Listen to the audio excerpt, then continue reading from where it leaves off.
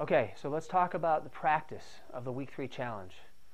What are some simple things we can do up to some more challenging things that we can do as far as portion control and number of meals per day? Let's start off very basic, okay guys? So level 1 practice, for those of you that just want to take a baby step here. Try to have 4 meals a day. There's probably some of you out there that are listening to this video that are engaging in this challenge that maybe only have 2 meals per day. You're in trouble. That's already a bad idea, I promise you. Again, it goes back to metabolic science. We're not going to explain it all here. If you want to learn more, go look on the internet. But you will find that the metabolism is designed to be fed this many times per day. So if you just have a busy day like I used to and you try to skip breakfast, shame on you, shame on me. I fixed it. You need to fix it too. Have something, anything for breakfast, but you got to jumpstart your metabolism. You got to throw a log on the fire in order to get your body working and burning and creating energy. So, if you're having 2 meals a day, you got to take a baby step and get 3 in. If you're already having 3 meals per day, no matter what they are, we'll get into types of foods later on, but you need to be having 4 meals per day. Okay? That's the baby step. Now, what would that meal look like? And I'm going to try to put below these videos a couple ideas of what I think are healthy, on-the-go snacks that fall in line with everything else we talk about in this week's challenge and future week challenges. So look for those suggestions and examples down below. Now, let's step it up a notch. Level 2 practice is we're going to shoot for 5 meals per day. Again, this isn't rocket science. We're going from 3 to 4 to 5. But let's just graduate ourselves slowly. Remember what I talked about before. The mind takes on and conquers small, easily perceivable challenges as opposed to let's just radically change our lifestyle and our diet altogether. Our minds don't do so well with that. So just baby step it, okay? 5 meals per day. So typically we're trying to insert one between between breakfast and lunch, and then again between lunch and dinner.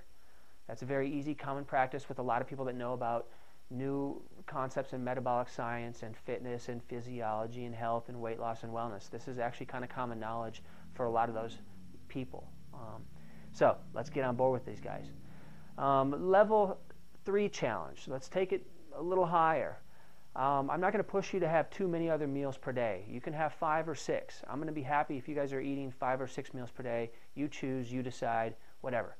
But the level 3 challenge is the purity or the quality of those snacks. Okay? That's what we want to focus on. So the level 3 challenge is the person that's already understanding, I'm going to have 5 or 6 meals per day. I'm committed to it. I'm going to time them out. I know how I'm putting logs on the fire, how I'm putting fuel and energy in. I'm looking forward to getting some more out of my body as far as function and performance. But I really want to narrow the gap in terms of how I'm doing this properly, and I want to really focus on the quality of the nutrients that I'm putting in. So, you know, a Little Debbie's or a cookie or some other kind of crazy snack that you know isn't good for you, that's the stuff that the level 3 practice participant in this challenge is not allowed to do. So we want to look at things like, and again, look down below, but I'll throw a couple of things out at you real quick. Good, clean, organic, washed fruits and vegetables. Raw, we're going to be talking about raw later on, so let's get started with that now.